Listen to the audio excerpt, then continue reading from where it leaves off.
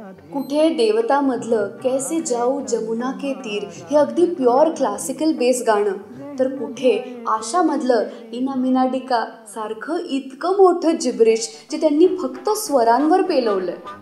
कुठे आझादमधलं अपलम चपलम, तर कुठे नवरंगमधलं मालकंस रागावर आधारित आधा है चंद्रमा.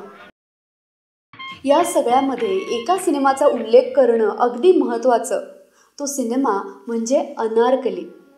बऱ्याच लोकांच्या मते अनारकली हा अण्णांचा सर्वोत्कृष्ट सिनेमा. ये जिंदगी उसी की है हे गाणं तर अजरामर ठरलंच, पण हम पी के आए है या गाण्यामध्ये अण्णांनी जो उचकीचा वापर केला तो प्रेक्षकांनी प्रचंड उचलून धरला. या सिनेमाची गंमत अशी की निर्माते शशधर मुखर्जी गाणी करण्यासाठी सी रामचंद्र यांच्याकडे आले. काही कारणास्तव मुखर्जींना लता दीदींसोबत काम करायचं नव्हतं, पण मी सगळी गाणी लतालाच देणार असं म्हणून अण्णा अडून बसले. मग मुखर्जींनी या सिनेमाचं संगीत वसंत प्रकाश यांना दिलं. त्यांनी गीता रॉय यांच्याकडनं काही गाणी गाऊन घेतली सुद्धा, पण त्यांचं गणित काही जुळलं नाही. शेवटी मुखर्जी साहेब परत अण्णांकडे आले.